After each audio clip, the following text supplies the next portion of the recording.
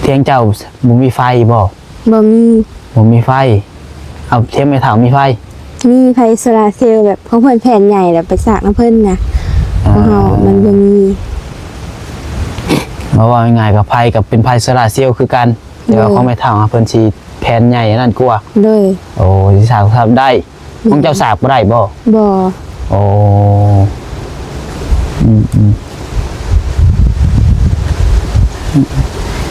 อยู่กันจะคนเถียงจ้านี่3 คนโอ้มีไผแน่มีพ่อมีแม่แล้วก็เฮา3 คน3แม่ลูกของใครแม่เด็ดแล้วก็แม่มาเมื่อยแล้วก็ใช่นี่โอ้กบบ่กบนี่ได้กบตัวนึงกับเขียดตัวนึงผิด2 ตัวลูกเขียด2 ตัวกระปูตัวนึงบ่ปูตัวนึงฮะย่านท่านั้นลูกฮะย่านอยู่บ่คือว่าจังซั่นแล้วบัดนี้สิเฮาเข้ามาหานี่ญาติบ่ก็บ่ย่านแน่แล้วลูกเอ้ยเอ้าสรุปย่านคือบ่ย่านบัดนี้เนาะย่านกับแม่บ่มีเฮือนอยู่ย่านนี่ย่านแบบใดย่านบ่มีเฮือนอยู่คือว่าย่านซุเฮาย่านแขกนี่ย่านแขกย่านแขกลูกอ๋อเป็นอะไรคือว่าย่านแขกแม่ย่านนี่แหละ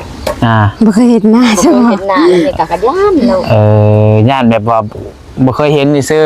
คนแปลกหน้าเนาะคนแปลกหน้าเดี๋ยวนี้ก็ยังย่านบ่ย่านท่านั้นลูกย่านลูกกันเฮานี่ก็ย่านกับแม่ก็บ่พบนั่นน่ะย่านแต่ก็บ่พบมาแล้วกินนี่แม่ก็พบเอ้าพบผดป้ายลูกสาวอยู่ผู้เดียวพอได้กินน้องหลุดลูกแล้วแม่ก็ย่านเจ้าย่านที่ทางนี่มียังแน่แม่ว่าให้ฟังคร่าวๆสินะมีงูมีหมูมีหมูเลยแล้วก็ยังอีกบ่มีคำแล้วก็ขะดอง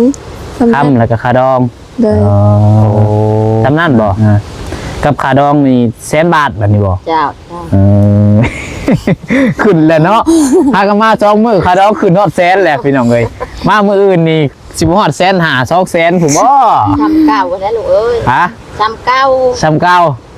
เจ้าก็ต้อง50,000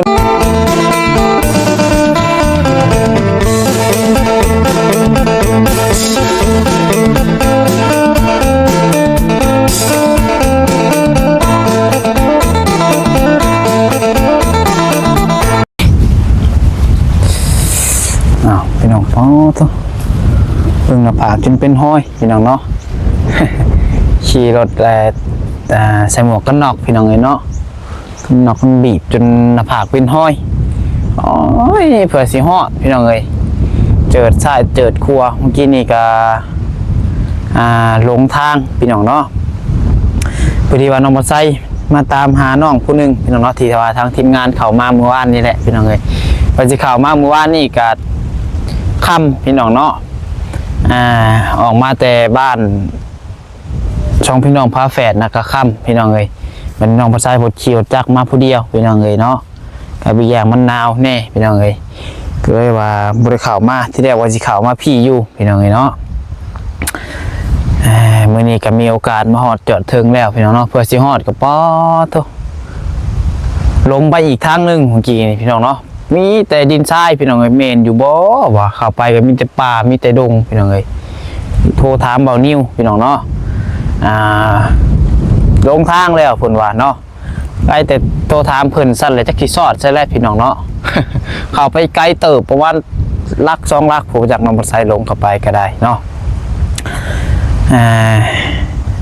เอากราบทักทายสบายดีเด้อสบายดีพ่อแม่พี่น้อง FC กันเบิดสุขสุคนบทสมองสุบอนว่าอยู่ฝั่งลาวฝั่งไทยและก็อยู่ทางต่างประเทศนะเนาะกับพบพ่อกันอีกคือเก่ากับ2 YouTube สายกกสายบุญของน้องพัดไซพี่น้องเนาะเอามื้อนี้ก็มีโอกาสเข้ามาหาทางน้องผู้หนึ่งก็ยังบ่ฮู้ชื่อเสียงเรียงนามเพิ่นเนาะมีแต่เห็นแต่ทางทีมงานเข้ามาว่าน้องน้อยขายเขียดเทียมทางว่าซั่นเนาะมื้อนี้ก็มีโอกาสมาฮอดจอดถึงเด้อพี่น้องเด้อเนาะไปเดี๋ยวสิเข้าไปเยี่ยมยามเบิ่งทางน้องเพิ่นพี่น้องเนาะว่าทางน้องเพิ่นมีชื่อเสียงจังได๋พี่น้องเนาะก็ยังบ่ฮู้ว่าน้องเนาะจากเพิ่นจักปีก็ยังบ่ฮู้พี่น้องเนาะ เอามื้อนี้เข้ามาพี่น้องเนาะก็มาผู้เดียวหน่อยทางทีมงานกำลังตามขึ้นมาเนาะอ๋อนี่บ่เถียงเพิ่นเนาะโตจักอยู่เถียงหรือบ่เป็นจังไง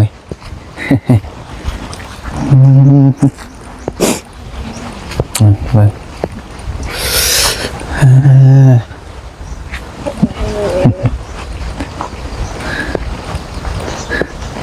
อาสิว่าได้ไผเด้เนาะคือบ่เคยเห็นหน้า สวัสดีเด้อน้องเด้อเด้อสวัสดีมีตู้ไผน่ะมีตู้บ่ เลยแม่เฒ่า มีเฒ่าตัวนี้ เลย โอ้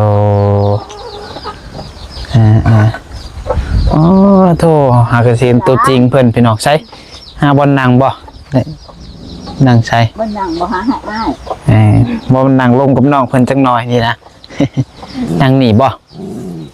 นั่งนี่ก็ได้ก็ได้โอเคพิงไพ่นี่ก็ได้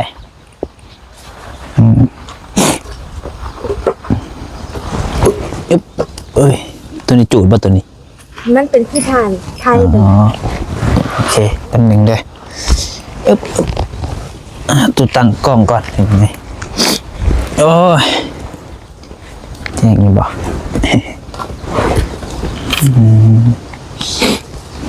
เชื่อ ชุบแป๊บหนึ่งเดี๋ยวเนาะขอตั้งกล้องก่อนมาได้อยู่เนาะ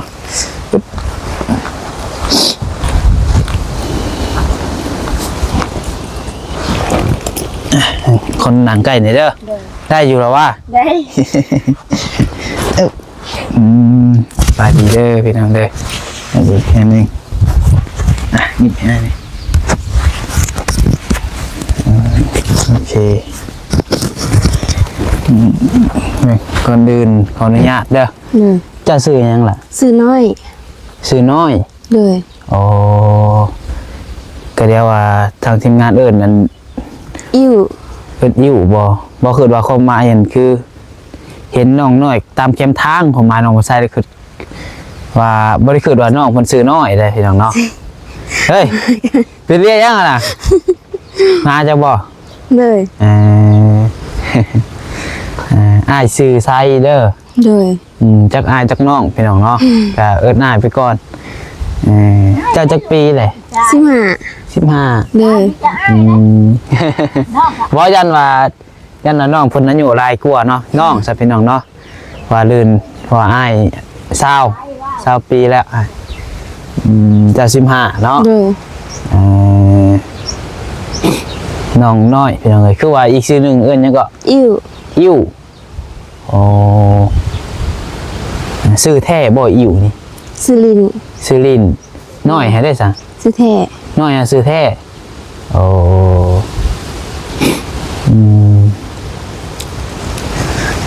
น้องน้อยก็ได้เนาะใช้กินอีกมาแต่ใช้กินนี่ มันจะเถียงแม่เฒ่าสากโทรศัพท์ มาเที่ยงไม่เท่าไปฉากโทรศัพท์บ่ เลย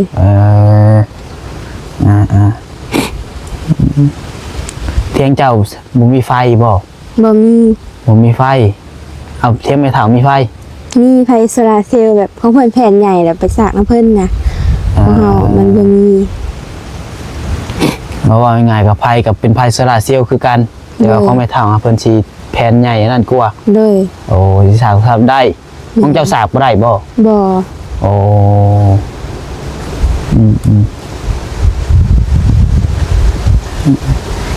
อยู่กันจะคนเถียงจ้านี่ 3 คน 3โอ้มีไผแน่ มีพ่อมีแม่แล้วก็เฮา 3 คน3แม่ลูก แม่น เจ้าบ่มีเอื้อยมีน้องบ่ซะ มีอ้ายผู้หนึงแต่เพิ่นไปเฮ็ดเวียกอยู่ไทย มีอ้ายผู้หนึงไปเฮ็ดเวียกอยู่ไทย แม่น แล้วนี่เพิ่นยังอยู่ไทยบ่ แม่นเพิ่นหาก็ไปนี่ โอ้จักปีอ้ายเจ้า อ้ายเฮาประมาณ18นี่แหละ 18เราก็ยังเป็นน้องอ้ายอยู่เนาะ8ปีที่สำคัญกับเบานิวพี่น้องเอ้ยพูดบ่เบานิวผู้มาวันนี่แหละพี่น้องเนาะเมื่อนี้มีคนมาหาแล้วบ่ บ่มี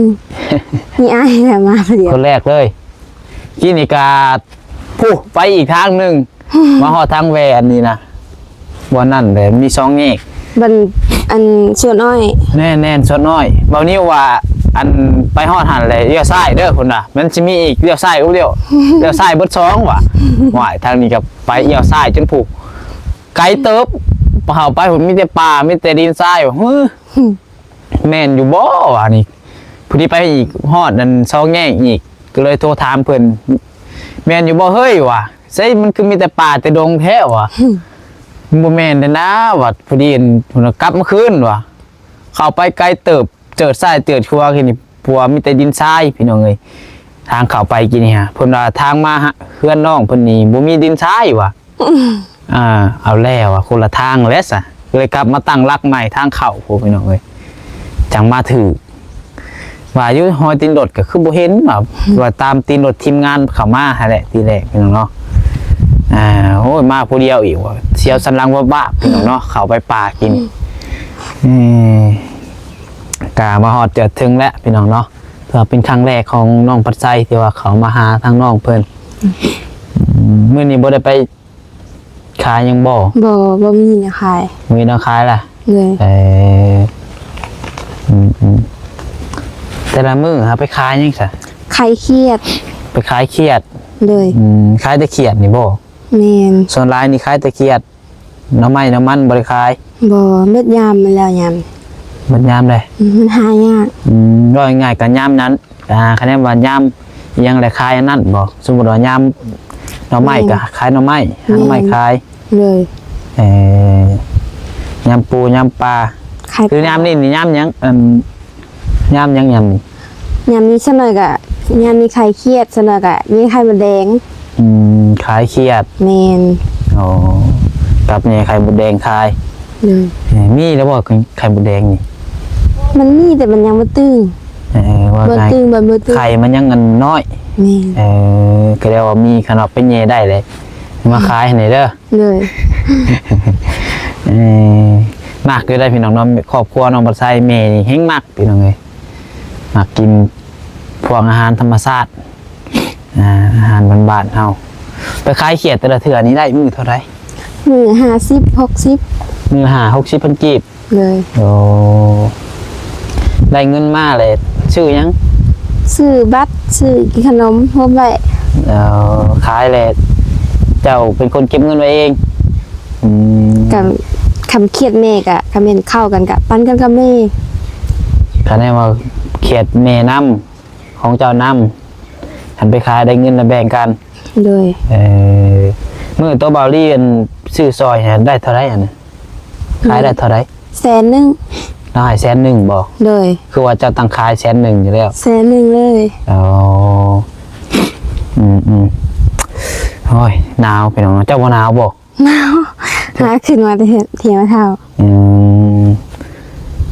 หนาวคือว่าจะเสื้อแขนยาวซะบ่มีว่าคือว่าบ่อยากใส่บ่มีเอาว่าดีนี่บ่มีเสื้อแขนยาวใส่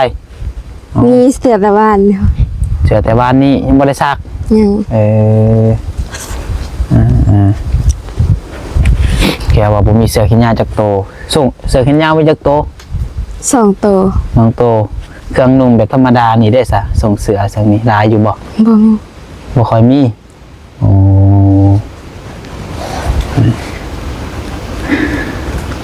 พ่อแม่ได้ซะเพิ่นไปไสซะล่ะแม่ไปขุดเขียดพ่อไปเกี่ยวหญ้าแม่ขุดเขียดไกลบ่ล่ะไปพ่อน่ะแม่ไม่หาขุดแถวหน้าอย่างนี้เลยใช้ผู้ใดกินเนี่ยบ่แมนเจ้าอะไรบ่ไปขุดว่าวันนี้บ่หรือมากินเนี่ยบ่เซ็ตว่าประตูว่าคือว่ากายไว้เซ็ตรถมีคนอยู่ไปจักว่าสิคิดว่าสิมาเสียเที่ยวพี่น้องเนาะใครแต่เห็นแนวมาบ่เห็นน้องเพิ่นย่างงอไงมาแต่พี่น้องหอมีแฮงคือเรียกว่ามาบ่เห็นไผสิได้กลับคืนแล้วอ่ะคืนนี้เขาไอ้เพิ่นมาลินน้ำเด็กบ่8 โมงโอ้โหโทษเด็กเติบแม่เนาะน้ำนี่หนาวพี่น้องเอ้ย8 โมง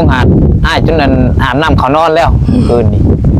เพราะว่าเมื่อฮอดบ้านเมื่อคืนก็6 โมงพี่น้องเอ้ยเมื่อก็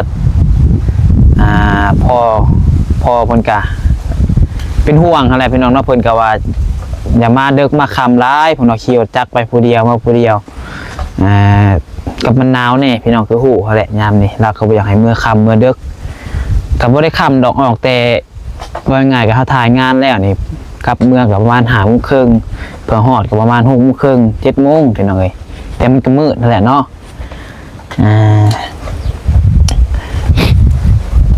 ขี่รถจักรปุ๊บเมื่อวานนี่ก็เบาไล่เพิ่นเอารถขี่รถเบานิ้วบ่เห็นบ่เบาไล่ก็เข้ามานำกันบ่วัน เขา มีภายในเข้ามาวันนี่ เบานิ้ว อ่า และ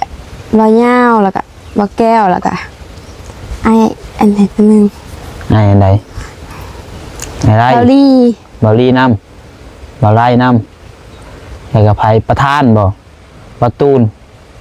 แม่นบ่ตูน บ่จือ บ่เจอคนหนึ่งโอ้เพราะว่าประธานป้องคือว่าไอ้ตุนนั่นแหละเป็นเนาะอีกคนหนึ่งเนี่ยเพิ่นมาน้ำกัน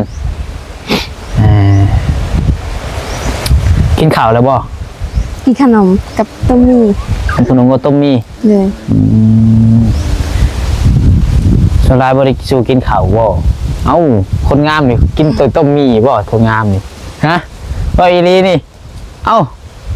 ได้สูตรใหม่แล้วสายเพียงเนาะจังพ่อจังงามเนาะบ่ได้กินข้าว ยังไม่ได้กินแต่ต้มมี่กับขนม กินแต่ต้มมีกับขนม เลย เอาแล้วสร้างว่าวแท้พี่น้องเนาะ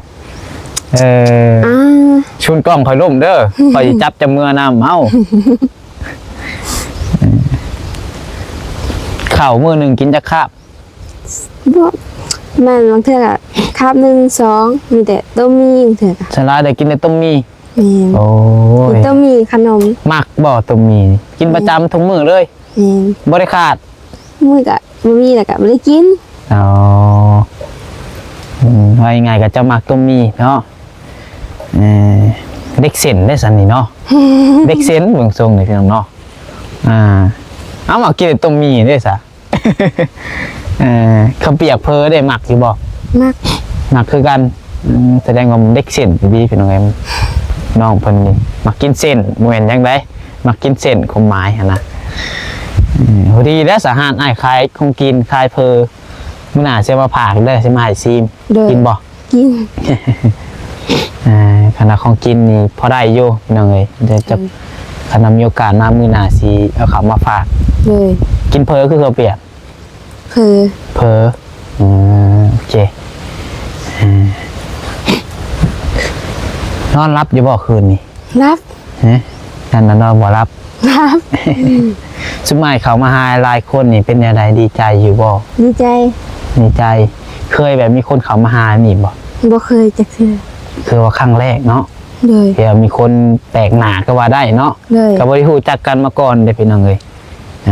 คนแปลกหน้าเขามาหาเขามาหลินน้ำญาติบ่ก็บ่ได้ญาติญาติว่าญาติสมัยเพราะว่ามีแต่ผู้ชายซ้ำเขามาครับพี่น้องเนาะ เคยเห็นสมัยอยู่บ่ เคยเห็นแต่ใน YouTube เห็นแต่ใน YouTube แม่น อ้ายนี่ได้เคยเห็นอยู่บ่ บ่เค เคยเห็นไผ เคยเห็นแต่บาเตียงแหละแบบเลื่อนทางใดกันแบบมันเห็นแน่นะจื้อแต่บาเตียงหั่นแหละ เจอแต่บ่อเตียง เลย แสดงว่ายังไงก็เห็นอยู่คนในทีมงานนั่นแหละพี่น้องเนาะ เลย พูดว่าไอรีอ่ะเป็นไผไอรีก็ไปสู่เห็นบ่ในเฟซในหยัง เห็นแต่ว่าบ่จื้อ บ่เจอ แม่น เมื่อวานซื้อเนี่ยเห็นตัวจริงแล้วเลยเป็นอะไรตัวจริงเรารอบ่ รอ ได้เห็นตัวจริงกับเตียงอยู่บ่ อยาก ฮะ อยาก สักครั้งเนาะ เลย เดี๋ยวคันมีโอกาสสิบอกให้อ้ายเพิ่นมาหาเพียงเนาะคืออ้ายเพิ่นเบิ่งคลิปอยู่นี่ก็มีโอกาสก็มาเยี่ยมน้องเพิ่นได้เด้อเพิ่นอยากเห็นตัวจริงเจ้าพี่น้องเอ้ยนั่งโอ้ลมกับน้องเพิ่นเนาะปลูกผักปลูกหญ้าน้ำบ่อนี่ ปลูกมักแตงแล้วก็มะโม่ทั่ว แตงกับมะม่วงมะม่วงนี่ปลูกขายปลูกกิน ขายนี่กินนี่ ปลูกหลายเติบบ่ 2ให้ 2 ให้ เลย โอ้ตัวหลายเติบได้เนาะ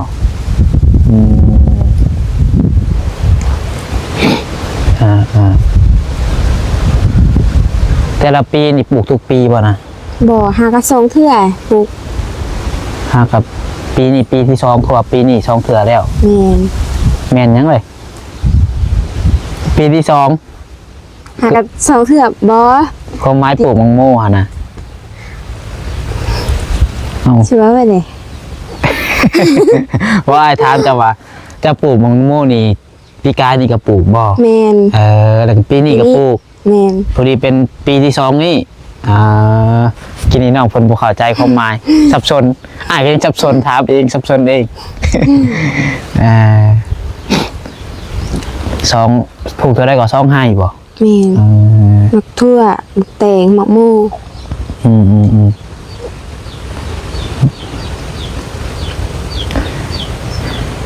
เข้าเฮ็ดหน้านี่ได้จักชอบแต่ละปี เมื่อปีก็ได้15ปีนี้ได้25 ปีก็ได้15ปีก็ได้25 แม่นเพราะว่าหน้าโน่นมันบ่เป็นได้ฝนตกมากับมันบ่อยู่นะมันทั่วมันลง ห่วยเบิด นานโน่นนั่นนี่น้าเจ้าเลยบ่เบิดแมนเบิดเลยบ่ แต่ขาหัวลงไปนี่ทางลุ่มก็นาบ่เท่าทางนั้นก็ โอ้เพื่อนเจ้าได้สามีบ่ซะ บ่มี บ่มีเพื่อน เลย ว่าง่ายๆกันนี่เป็นทางเทียงนาเป็นทางเพื่อนให้ แม่น อยู่นี่ประจำเลยว่าง่ายกันเนาะ เลย แต่เกิดมามือตากับเทียงนี่แหละ แม่น เทียงนี่เห็ดใหม่บอกคือว่าตั้งแต่จะเกิดเลย บ่เฮ็ดวัง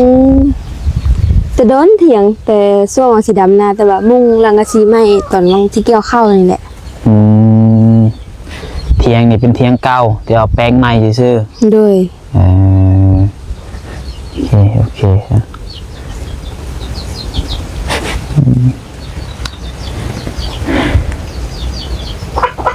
แม่มาแล้วบ่พี่น้องแล้วปึ๊บเป็นหนึ่งเลยนี่บ่แม่เจ้านะ โดย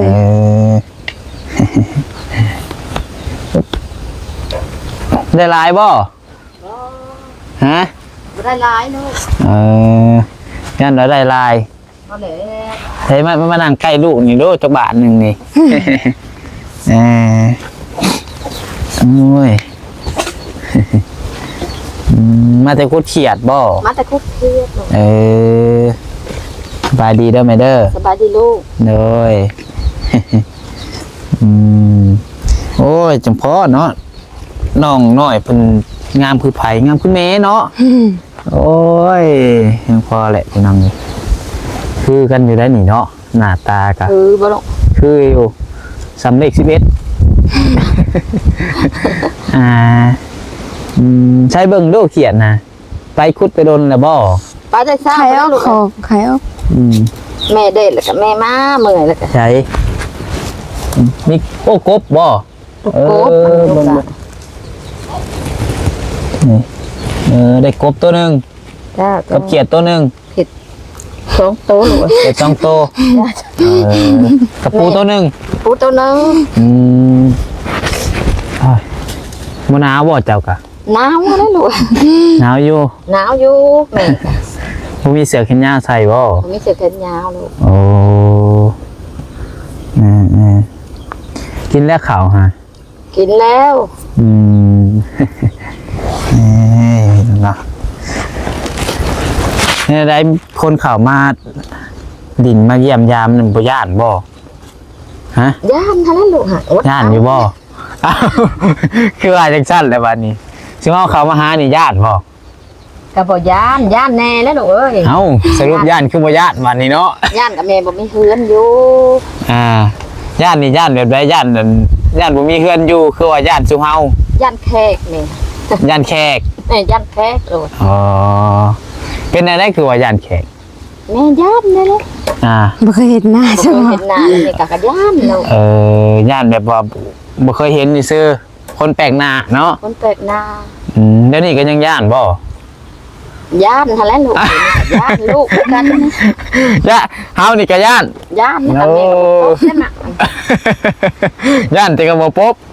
ปุ๊บมาแล้วกินแม่ก็ปุ๊บปุ๊บ เอ้า ปุ๊บ ปกผดป้ายลูกสาวอยู่ผู้เดียว พอได้กินน้องหลุดลูกแล้วก็แม่ก็ย่าน ย่านสุเฮาติกินแล้วว่าย่านผดแม่ย่านผดปบป้าลูกให้ลูกอยู่กับแขก กินแล้วว่าสิอยู่เป็นหมู่ลูก แม่ก็อยากคุดแน่เลย บ่ต้องย่านเด้อสุเฮามานี่สุเฮามาซอยเรือน้องๆอะไรซอยเรือชุดเจ้า ก็มาว่าง่ายๆก็มาทายถึงจะมีผู้รักผู้ใหญ่เพิ่นอีกตนเพิ่นอยากซอยหั่นนะเราก็เป็นสะพานบุญ เลย บ่ต้องย่านดอกสุเฮามาดี วันนี้แม่เราสิมาเฮ็ดหยังแนวบ่ดีดอกมาซอยเรือว่าง่ายๆกันเนาะเข้าใจง่ายๆคือว่านี่ให้เงินมีแต่ผู้ชายบ่ นี่คือผู้ชายแม่ของหนูหาย บ่เคยเห็นจักเทื่อติ เคยเห็นจักเธอ แปลกหน้าอีกเนาะ แตกหน้าอีกแล้วแม่เทียบพบอีกแล้วแม่ เทียบพบอีกดิ แม่บ่เคยเห็น บ่ต้องย่านดอกสุเฮามาดีแม่นความรายุพี่น้องเนาะคนแปลกหน้ามีแต่ผู้ชายมาแล้ว แม่ อะ อยู่ตะโคกไปเลย บ่สู้ได้เห็นนั่นสังคมเนาะ เลย แต่คือว่าได้ยินว่าค่าดองน้องเพิ่นน่ะเท่าไรก็ บ่ หาดองน้องบ่โอ้ได้เป็นแสนเลยลูกเอ้ย นึกได้เป็นแสนเลยเอ้าวันนี้คือว่าเท่าไรคือว่า50,000บ่คือเท่าไรวันนี้ฮะ เจ้า เอ้า ถามหยอกซื้ออยากได้เป็นแสนแล้วบอกบัดนี้ อย่าได้เป็นแสนแล้วลูกสาวผู้เดียวลูก โอ้ว่านี่ว่าจะได้50,000 มื้อนี้อยากได้เป็นแสนแล้วบัดนี้เนาะ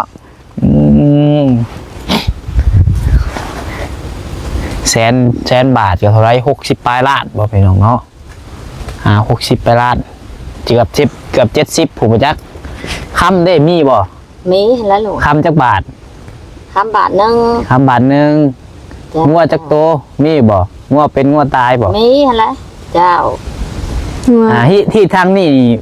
มียังแน่แม่ว่าให้ฟังคร่าวๆสินะ มีงูมีหมู งัวมีหมู เลย แล้วก็ยังอีกบ่ มีคำแล้วก็ขดอง คำแล้วก็ขาดอง เลย สำนั่นบ่ แม่น งัวตัวหนึงหมูตัวหนึง เลย แล้วก็แล้ว โอ้กับขาดองนี่100,000 บาทบัดนี้บ่ เจ้า ขึ้นแล้วเนาะ พากันมา2 มื้อขาดองขึ้นฮอดแสนแล้วพี่น้องเอ้ยมามื้ออื่นนี่สิบ่ฮอด150,000 200,000ผมบ่ ทำเก้าแล้วลูกเอ้ย ฮะ ทำเก้า ซ้ำเก่า เจ้า ซ้ำเก่าก็ต้อง50,000และซ้ำเก่าก็เนาะซ้ำเก่าก็ต้องทำวันนี้ เอ้ยเว้าหยอกซื่อเด้อถามพรมื้อเทื่อได้มาเป็นเคยแถวนี้หั่นนะ แม่นความลูกว่า ถามเบิ่งซื้อพี่น้องเนาะ เลย มึงเถื่อว่าบ่ได้เนาะ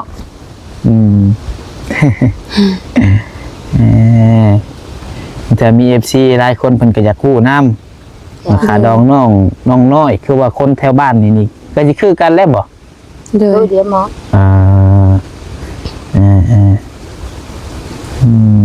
คือเรานี่ก็เราว่าลูกสาวเดียวอยากได้ร้านนี้แล้วก็เนาะให้คือว่าไฟด ลู อก กลากันเดียวลูก ปุ๊บกันเดียวลูกเลยนะ ในลูกสาวงามซ้ำเนาะ จ้า เอ้ยโอเคซะเด้อเดี๋ยวสิออกไปเวียกก่อนบัดนี้ เลย เดี๋ยวมื้อหน้าสิเข้ามาเยี่ยมยามใหม่เด้อ เลย มีโอกาสสิเข้ามาหาใหม่เดี๋ยวจังหน่อยสิมีคนมาหาหลายอยู่บ่ทอดตื่นเด้อเพิ่นมาก็มาดีเบิดแหละบ่มีไผอันนั้นดอก เลย ตอนรับเพิ่นก็คืออันนั้นแหละจังหน่อยนี่ก็เข้าเบาหญ้าบ่มีก็สิเข้ามาอีกนี่แต่ก็สิเห็นแปลกหน้าหลายคนอยู่ดอกจังหน่อย พอทีมงานนี่โอ้ยบ่ได้ว่ามีแต่ซ้ำนี่เป็น20เป็น10ปลายคนย่านบอกเพิ่นไว้พี่น้องย่านเพิ่นตื่นจงให้พดรูมเข้ามาบาดเดียวนี่โอ้ยพอแห้งเลยเนาะได้หอบข่าวคล้องมันหนีไปบนอื่นพอแห้งเนาะอย่าเราตกใจ แม่ญาติแล้วแม่ไม่เคยเห็นแม่เห็นแปลกๆแล้วแม่ก็อยากปุ๊บแล้วกันเนี่ย โดย ตาซะเนาะเดี๋ยวน้องน้อยมาเอานี่มาเนี่ยไปปุ๊บนี่น้องเนาะเอาของฝากเพื่อนก่อนโอ้ยเย็นเบิ่งเถียงเราก่อนเนาะบ่ได้หัวแล้วบอบอันนี้ บ่ ตะกี้หามันหัวแล้วเปลี่ยนสังกะสีใหม่ โดย นี่โอเคนี่เอาละเปิดก่อนพี่น้องเลยโอ้ยเย็นแท้ว่านี่ถ้าหน้าเสือๆขึ้นยาวอยู่น่ายังหนาวเว้ยโอ้ยมันหนึ่งได้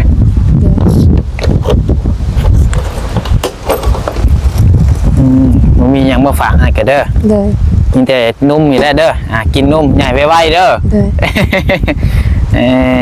ไปพี่น้องกันวันนี้สิได้ไปเวียกต่อก่อนเดี๋ยวมีโอกาสสิเขามาเยี่ยมน้องเพิ่นใหม่ไปพี่น้องเนาะเอาโอเคสพี่น้องเนาะถ้าหากว่ามีผู้หลักผู้ใหญ่จะสอนเรือทางครอบครัวน้องน้อยเพิ่นก็ติดต่อมาได้เด้อพี่น้องเด้อเนาะตอนนี้น้องเพิ่นก็น้ำในนี่ก็ยังบ่ทันมีไส้พี่น้องเนาะน้ำก็ยังบ่มีน้ำบาดาลนั่นแหละพี่น้องเนาะเอามีแต่ว่าอยู่ดีมีแห้งบรสุกุสุพจน์พี่น้องเนาะสำหรับคลิปนี้ผิดพลาดประการใดก็ขอโทษขออภัยในเวลาสมมารับด้วยดีด้วยตลอดปีตลอดไปเด้อพี่น้องเด้อ